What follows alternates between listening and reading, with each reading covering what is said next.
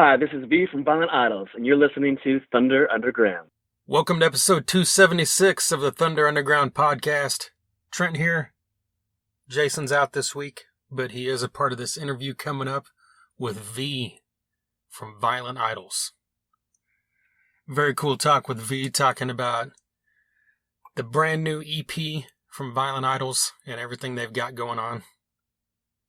And then I've also got some music we're going to play. Not only that, it is a premiere. First time ever heard right here on this podcast. And we'll be doing that here in just a bit as well. But before we do, I need to let you know that we are sponsored, as always, by Sunset Tattoo. Right here in Tulsa, Oklahoma at 3146 East 15th Street. They've got over 25 years of experience. Their tattoos are done good and proper. They're state licensed. And above all else, they are mother approved. Give them a call, shoot them a message, whatever you want to do, so you can set up a time to get in there, talk to them about what work you want done. You can find them on Facebook, Sunset Tattoo Tulsa, on Instagram as well, Sunset Tattoo Tulsa. They've got a ton of pictures up there of all their work, and it's all great. I'll be having some done myself by them very soon. Of course, we'll be talking about that once it happens. But in the meantime, if you need some work done, give Sunset Tattoo a call and tell them we sent you. Also, MedPharm is a dispensary located in the Tulsa area as well, right here in Broken Arrow, Oklahoma, at 24683 East Highway 51. You can't miss them. They're right off the highway. They've got a huge selection. You can see everything at leafly.com. You can follow them on Facebook, MedPharm, that's PHARM. Instagram is MedPharmOK, and their website is medpharmok.com. They're always running specials, so follow them on their social media so you don't miss any of that. And another special that they are always running is that if you mention our name, if you say Thunder Underground sent you, or you heard about them on Thunder Underground, they'll give you 10% off your first order, which is very cool. Thank you to them for that. They've also got a drive-thru. You can call them, you can text them, put your order in. So all you got to do is pull up, pick it up, and head out. You can also go in the store as well. So get over there and tell them we sent you. And above all else, don't forget that their slogan is Cannabis with a Cause, because 30% of their proceeds are going to build no-kill animal shelters, which is an amazing cause. I love that. Can't stress that enough, that anytime you see businesses or organizations donating part of their profits, usually, it's for a short period of time or it's a smaller amount, but these guys are donating nearly a third of their profits 100% of the time to go to this cause. So get in there and support them for that and tell them we sent you. Hella Hot Sauce. They make small batch artisan hot sauces. They're based in California in the San Francisco Bay Area. Since they're there near Oakland, I need to ask Kyle if he's a Raiders fan, because if so, that's kind of sad news for me as a Broncos fan, but hopefully he's a 49ers fan, so I don't have to worry about that. But anyway, regardless, that is neither here nor there, because the important thing is that Hella Hot Sauce makes great hot sauce, and I can say that for a fact because I now have some Florida Frank's Florida Heat. Both Jason and I have tried this, and it is excellent. It is hot. That is not a joke. That's why there's two hots in the name, right? Hella hot sauce.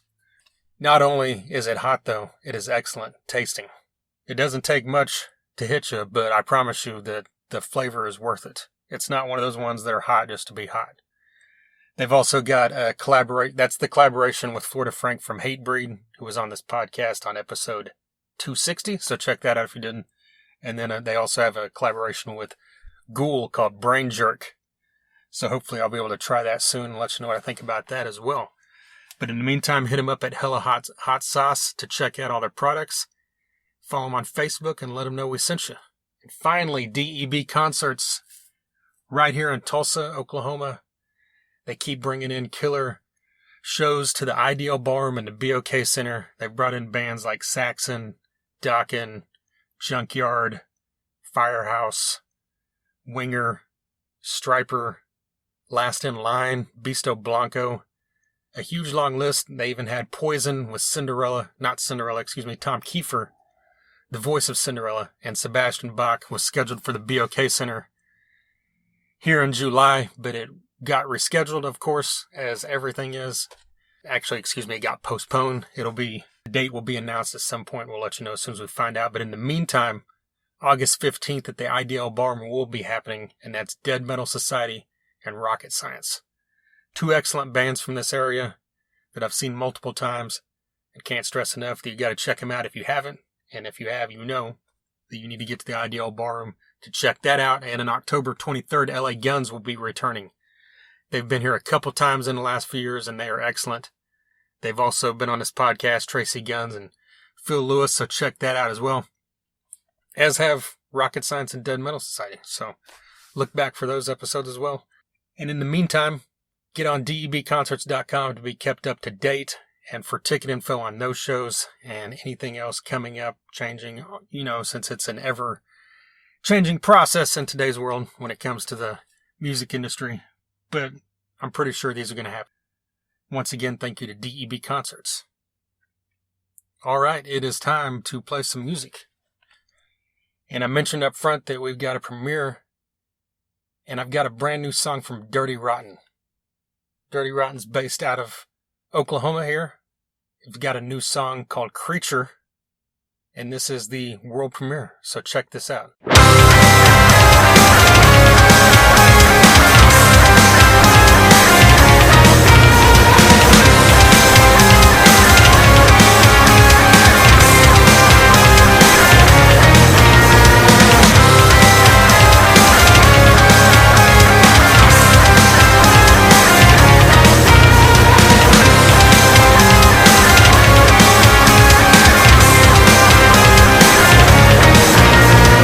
I am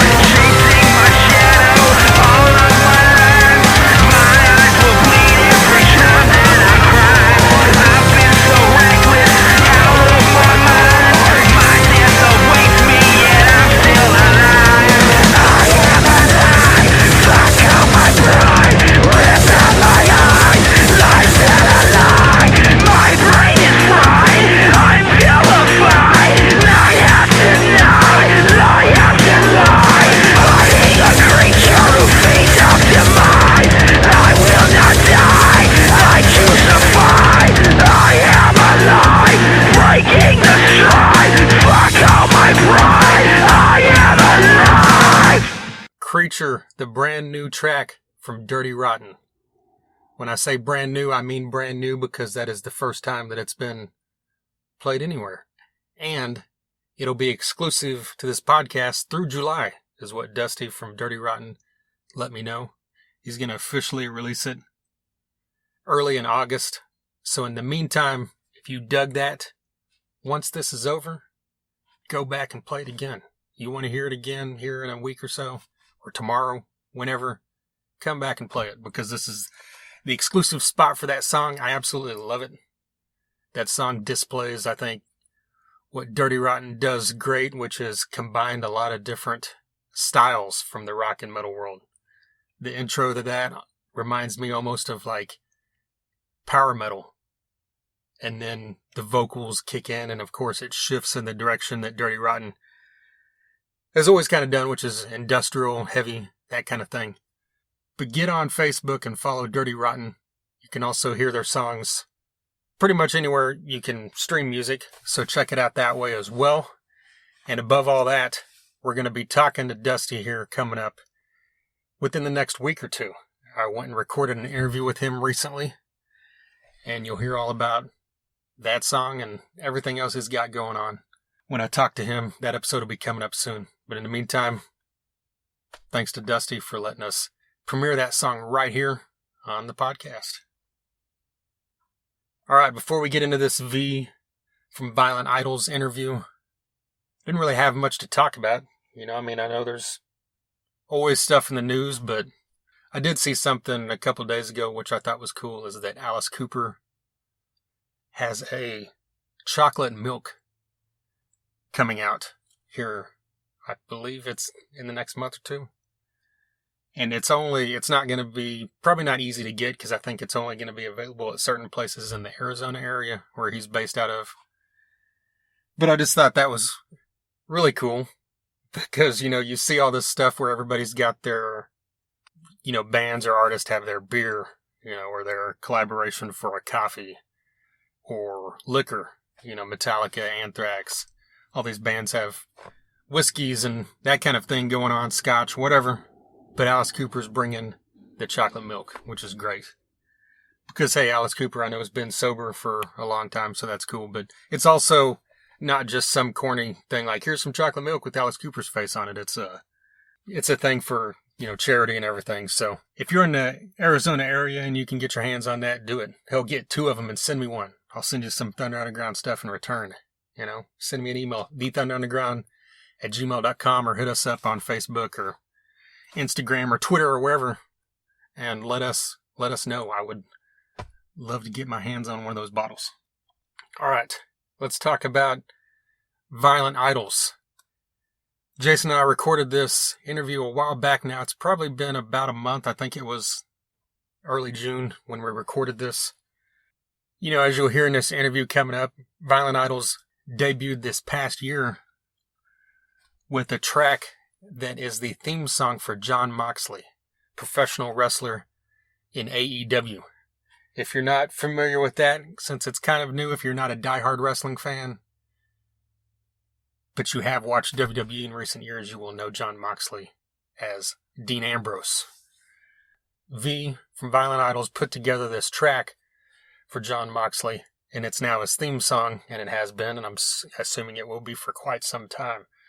It's a pretty cool instrumental track, but that was kind of the birth of Violent Idols, and from there, they released Idolatry, this EP. They recently, in the past few months, released a single called Fuck You, featuring Aaron from Gemini Syndrome on it as well with him. He also co-wrote it. It's a great track. You can look that up.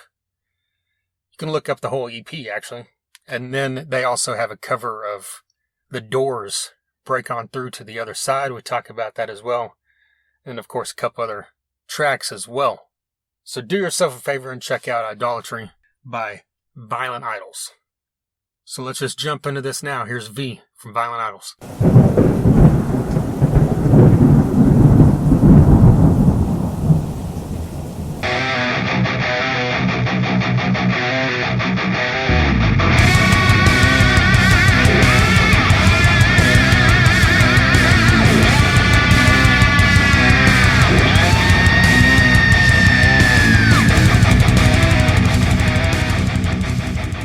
Yeah, no, it's been crazy here, just as it has been everywhere. I've been lucky that I do a lot of stuff from home, and I'm still able to be creative and make songs and record music and stuff like that. So I've just been trying to keep productive, stay busy. I mean, we just released this new EP, Idolatry, but we're already almost finished the whole second one here. Much of the work taking place during the quarantine. Oh, wow. So are you going to put that out as soon as it's ready, or are you going to like wait this out, let Idolatry like have its kind of moment before you put the next one out? Totally waiting it out. I mean, there's so much that goes into a release these days when it comes to videos and pictures and marketing and extra content to go with the actual songs themselves. So this time around, I'm trying to kind of get everything all kind of in a row ahead of time versus this first release was very much one song at a time, kind of just expanding what we were doing, just baby steps by baby steps. But now I think we have a little bit clear vision and a lot more momentum already. Yeah. So you think you'll do that different, where you put the thing out just as an EP, or kind of do it the same way you did with this one, where you kind of promote it with singles ahead of time? Yeah, I still like the idea of putting one song out at a time. Maybe we won't, maybe we'll still leave some that aren't put out on their own for the EP. Whereas with this one, we just put each song out until the EP was fully available. But I like the idea of still releasing one song at a time. I think fans do too. It's kind of, we're bombarded by so much stuff nowadays. It's sort of hard to digest too much at once, and there's so many other things to digest that I think kind of giving too much to people at once allows them to kind of overlook things versus focus on each song and treat each one as important. Yeah, it seems to be the way that the industry is kind of shifting with singles and EPs instead of full albums. Yeah. I mean, I get it too. I mean, I think of it even from the logistical, practical point of view. I mean, if we're, as much as we like albums and remember albums and grew up with albums, if you go in and look music up or something new up today, you're going to go to YouTube and you're going to type in a song. You're less likely to go type in artist, album. You're going to go type in whatever song you last heard or whatever song you want to hear and stuff. So I think it's just easier to deliver songs to people. I think maybe that will change again if we get better at delivering albums to people in another way. But I think right now it's easier to hit people with one link for one thing, and keep them focused on one target. We love our instant gratification, don't we? For sure. Yeah. I mean, speaking of singles, you recently released "Fuck You" with Aaron from Gemini Syndrome. Were you guys able to record that in the studio together with Aaron, or was that done like remotely? We did. We did that actually a while back. So even though it just came out during quarantine, we had maybe finished it about 6 months prior. So we worked together on that, and our work together only took a day. I mean, there was more work put into it than that, but we pretty much wrote that song in a day, and we're able to finally put it out. And to be honest, we're kind of thankful, or at least I'm thankful, I guess, for quarantine in that way, that it kind of disrupted a lot of other people's album cycles, including Gemini Syndrome's a little bit. I know they've finished a record that they haven't been able to release yet just because everything is getting reshuffled. And I don't think we would have been allowed to maybe even put our song out during the moment in time if some of their other plans hadn't got pushed around as well. So it kind of actually opened up the opportunity to put something out sort of in the meantime while it ties both their fans over a little bit as well as can be introduced to our fans. Having Aaron on that track is great for exposure. Do you feel the title, though, like on the broader reach, do you think that hinders anything? Or, with streaming, maybe it doesn't matter these days? It's a double-edged sword, and I think without doubt, I've treated it as a little bit of, as I have this whole project, to be honest, as a bit of an experiment with what can we get away with, and Yeah. how edgy is too edgy, and how that's this project's kind of been a response to sort of feeling like everything is getting just weirdly safe and weirdly things are losing their teeth. It's becoming, it's not advertisers don't want you to be too edgy. Advertisers don't want you to be too over the top. They don't want you to be too outspoken and all this, that, and the other thing. And I think we've assimilated into that world, and because that's where lots of money's made now, it's changed art and stuff. So with the song in particular, I mean, there's definitely some places I can't get it played at all, and would never dream of. Yeah. And at the same time, it also, in the age of streaming, as you mentioned, it's able to turn heads, and maybe people are more interested in it because it is kind of like it represents the outrageous for people that maybe want something a little more outrageous. And when I think about things that I loved as growing up, whether it was Nine Inch Nails or Marilyn Manson or Korn, and all the stuff that they were talking about, whether it was in interviews or in their music and such, like it was so edgy and so out there, and it was just so honest. And we've kind of, I don't like the idea that we've retreated to this point of just not actually being expressive about those feelings and those things, because I think they're all part of the human condition. Right. Well, you put out a call to the fans, to be on the video. How was the process of digging through those submissions so far? Yeah, it's been good. It's been funny, actually. It's even funny because the song being "Fuck You." I mean, we kind of wonder, well, who is going to submit, and what kind of person is the person that's going to submit? And it's been all kinds of people, to our surprise, and to our we've been happy about that. It's been guys, girls, young people, adults. Someone sent us a clip with them and their baby in it. Someone sent us a clip of them wearing a horse head, and there's all sorts of ridiculous ways people have approached it, which is generally with a sense of humor, which I love, because I think that was sort of our point behind it all. It's not just the shock value of "Fuck You." I think Aaron's a very intellectual guy, and we still try to approach the song, I think, with an underlying message and a sense of depth that maybe isn't as bonehead as the title is, let's say. You kind of alluded to it when talking about "Fuck You," but the themes that kind of surround the band and your music on this EP kind of seem like a good soundtrack for everything that's going on in 2020, which I'm sure was kind of a coincidence and works out well in your favor. Yeah, I mean, it's a little bit of both. I think it definitely. I thought about that a lot too recently, and it's definitely taken on a new meaning and an even more amplified meaning.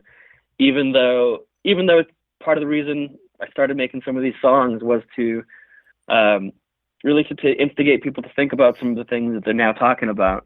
And I think no matter what side anyone stands on anything, it's important that they know what they think and understand what they think and think about what they think, question what they think, all of the above. So, that's kind of an underlying theme, I think, even within whatever topic it is that I'm writing about, is it's really sort of trying to take something and turn it on its head a little more, make it a little more outrageous, and hopefully that makes somebody think. But for sure, I mean, a lot of people have asked about the band name Violent Idols and the meaning behind that, and it's really well represented in society right now, where sometimes to make change, sometimes our idols have to eventually push back or resort to violence, and it doesn't mean that's not part of our culture, society, or the history of how change happens. So there's a lot of admirable people, important people, who just you can only be bullied for so long before eventually you got to swing back, and that's I think what we're seeing right now. Yeah, absolutely. Well, kind of on a lighter note, you did the theme song for Jon Moxley. Like, how did that all come about? Was that something you were approached to do, or? Yeah, I'm a big wrestling fan, as is our producer. So we share a lot of wrestling contacts, and one of our mutual friends is a really, really good friend of Jon, and Jon actually lives in Las Vegas here, where we're based. And he had just left the WWE, didn't even know, I think, where he was going to end up yet, and but he knew he was going to need music wherever he was going to go. So he had got my contact from his friend, and just texted me one day and said, "Hey, I got your number from our mutual friend, and need some music and whatnot." So we met up, talked about what he liked, what he didn't like, what kind of music he could imagine himself walking out to and stuff. And we got to work with coming up with a few original ideas for him to consider. And two or three ideas in, he loved the one that we arrived at. And it's and then literally the next week he was coming out on TV with it. So it was very quick. Wow. Surreal process. On the business side of that, do you still own like the rights and the publishing to the song, or was that something that you made and gave to the rights to AEW, or how'd that work? Yeah. And credit to Jon. He had no interest in trying to monetize or own the recording at all. So the deal that I made with him was that I'll do the theme song for free. He can use it for whatever he wants, as long as I get to still own it and sell it. And it actually became the launching pad for this band, to be honest. And I already had kind of lots of material in the works, but that was the first thing where I was like, "Oh, this seems like a good thing to kind of hang our hat on and reach a new audience." And it's kind of allowed that the trickle down from that absolutely has allowed our other songs to get attention and thrive. And it's been really cool. I mean, being wrestling fans ourselves, it's exciting to watch him come out to it.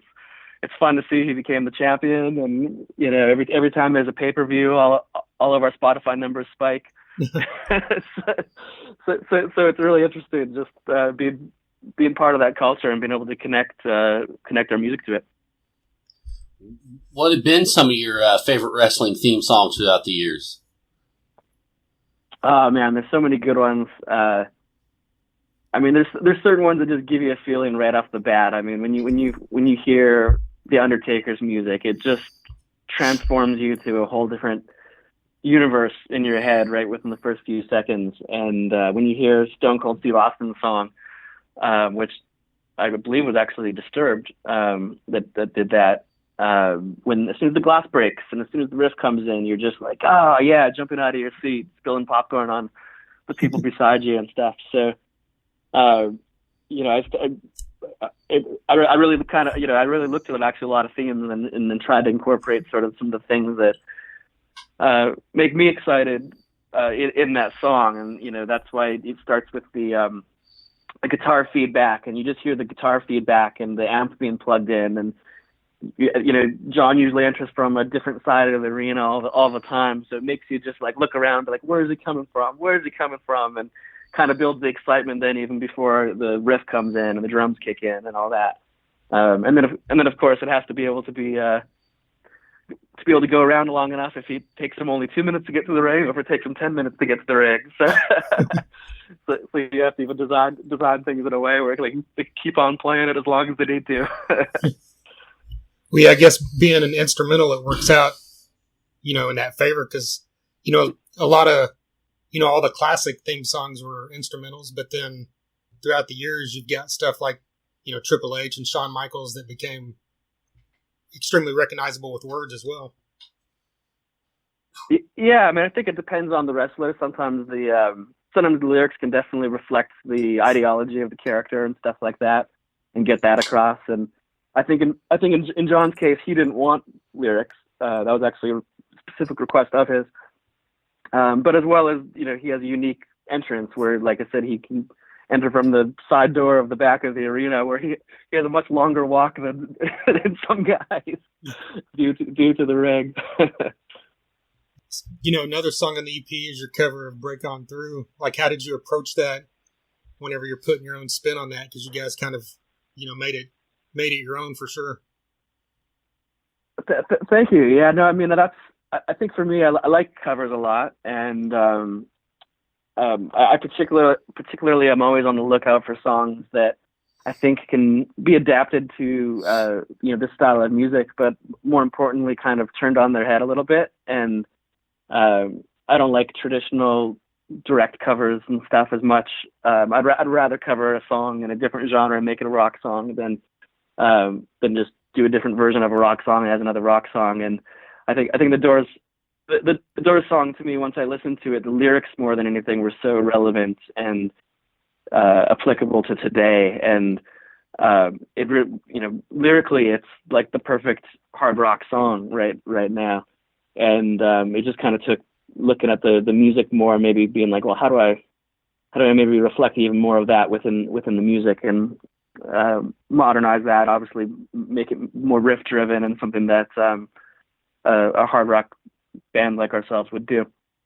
And yeah, it's everything's always an experiment. I'll pull up something for an hour and tinker with it, and if it sucks, I throw away. I try to forget about it, and if I'm still excited by it, I step on the gas and keep going with it. And that was what became Break On Through. And then we also got to include our friend Andy James, who's been playing some guitar for Five Finger Death Punch, doing the guitar solo. Isn't that crazy that songs written 40, 50 years ago can be just as irrelevant now as they were back then? It's amazing. I mean, especially lyrically. I mean, I've been looking at a lot of stuff from that era, and whether it's the 60s in general and early 70s, and so much of the content was reflective of the same issues we're still dealing with, which I guess is sad to an extent. Not that I want to bum us all out again, but it's amazing that people are still demanding the same things now that they were 50 years ago. Yeah. This may not be something you want to answer, I don't know, but there seems to be kind of a cloud of mystery around the band. Like, are you the sole member doing all the instruments and vocals outside of the guest appearances that are stated, or are there other people involved? Correct. I mean, at this point, it's collaboration between myself, our producer, and the guests that are included. So, on some songs, the guests have played some guitar and other instruments and stuff too. In general, either myself or our producer will play the rest. But yes, there's no actual official Vinyl Idols lineup yet, although we are rehearsing a lineup at the moment and working on the live show aspect of the project. So that may change in shape as things go on and we find the right people. But right now, it's certainly spearheaded by myself. Well, the shutdown, the quarantine, has probably given you quite an open schedule to work on all this live stuff, huh? Yeah, I mean that helps as well as no one's on our ass about doing it because there's nowhere to do it. so at the same time, being, let's say, for lack of a better word, a studio band up until this point, we're kind of seeing a world now where being a studio band is going to be probably a much more normal thing than it's ever been. and maybe we're even 3 months ago, it's like, oh, you're a studio band. And now it's like, of course you're a studio band. Isn't everybody? Well, so we'll see. I mean, I'd love to bring it to the stage. I'm a perfectionist myself, so I would only want to do it if I thought it was truly going to be awesome, which I think it will be. But I'm in no rush. And to me, what's most important is the music, the message of the music, part of the anonymity even of myself and the other people some of the other people involved is really just to keep a focus on the music and not to provide a distraction from it. So to me, it starts with the music, starts with engaging with the fans and building a community around this. And then I think as we're seeing, once we're ready to play a show, there'll be people waiting. Violent Idols seems like the type of band that would have a stage show along with just the live music. Is that something you're working on as well, like imagery and everything? Absolutely. I mean, so far I've always worn a mask and paint and stuff like that in the videos. So that kind of imagery and everything, I think, will extend to not only the rest of the show, but I think even the people that come to the show. And I'd love for it to be something that people can feel like they're participating in, and not just watching or getting to see. It'd be fun to have everyone get involved, whether that's wearing outfits and costumes and expressions of their own or whatever it may be. Well, kind of on a side note from the music, you're based out of Vegas. Like, how eerie or weird was that to see that city get shut down the way it was? It's crazy. It was crazy to see it like that. I mean, those are sights you just never ever see, and to drive around down there and just see nothing was wild. And it's definitely affected Vegas tremendously. I mean, so much people are attached to the service industry here, so when that takes a hit, most of the economy and the workers here are all suffer. Well, man, we appreciate you taking the time to talk to us today. Thank you very much. I appreciate you having me on. There you go, V from Violent Idols. A huge thank you to Tom George from Tag Publicity. And of course, a big thank you to V for taking some time out there to talk to us about everything that Violent Idols has going on. Get a little bit of insight into that band, which, as you could tell from the interview, I asked that question, which is, they kind of have a, what's the right word, shroud of secrecy around the band and everything and who actually V is. He wears a mask and he's going by just V. But from everything I've gathered and some other interviews, he's talked about previous work in the music industry. So, maybe one day we'll find out. Who knows? But in the meantime, you do need to check out Violent Idols' Idolatry. Like we mentioned, they've got that track, Fuck You, with Aaron from Gemini Syndrome. The John Moxley theme song, which is great as well, and that great cover of The Doors' Break On Through to the Other Side. All that you can check out on their EP Idolatry. I'm looking forward to seeing what's coming up next, because like you mentioned in there, they've already got the next EP in the process, so we might see that sooner than later. All right, if this is your first time checking out the podcast, I appreciate it. Man, we've got, 275 previous episodes before this. There's been a ton of interviews. There's quite a few of episodes where just Jason and I are talking. We've had on guys from Kiss, Gene Simmons and Bruce Kulick, both. We've had on guys from Megadeth, Dave Ellefson, James Lomenzo, Chris Broderick. We've had on Tommy Victor of Prong, Mike Dean and Reed Mullen of Corrosion of Conformity. We've had on Ricky Warwick and Damon Johnson of Thin Lizzy and Black Star Riders. I've had on Vivian Campbell of Def Leppard, Dizzy Reed of Guns N' Roses, John Connolly of Seven Dust, Ivan De Prume of White Zombie. Man, this list is pretty long. 200, I would say of the 275 episodes, probably at least 200 of them are interviews or more. So anyway, look back through there. We've also got interviews coming up here in the next couple weeks with Mark Mingy from Metal Allegiance and BPMD. He's a part of two great heavy metal supergroups, so hear all about that on that one.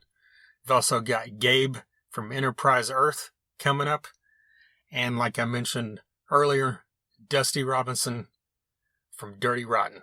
That'll be coming up here soon as well, and there's also a few more that we haven't announced yet, so be on the lookout for that. You can listen most places podcasts are heard: Google Music, iTunes, TuneIn, Stitcher, Mixcloud, SoundCloud. You can listen directly off our website, TheThunderUnderground.com. We've also got reviews on there. All our socials are on there. Wherever you spend your time, if it's on all of them, follow us on all of them. But if you hang out usually on Twitter or Instagram or Facebook, follow us and like us on there. If you see something that we post, like it. If you can share it, that's awesome as well. All that stuff is free and it helps us out greatly. Stuff that isn't free, like t-shirts and koozies and shot glasses, get on our website or send us an email and let us know and we'll get something sent out to you. You can also find us on YouTube at The Thunder Underground. Subscribe there. Recently put up a video of the unboxing of the hot sauce, the Florida Frank's Florida Heat that Hella Hot Sauce sent us. Did the unboxing and I tasted it. Put that video up there on YouTube. We've also got a video we did about a month ago of a review for the new Havoc album. And then just throughout the past few years, we've done reviews and on all kinds of stuff. So follow us on there as well. I think that covers it for this episode. I appreciate you taking the time to listen to us once again. TheThunderUnderground.com. A huge thank you to V from Violent Idols, Med Farm, Hella Hot Sauce, DEB Concerts, and Sunset Tattoo. And until next time. Thunder Underground, y'all.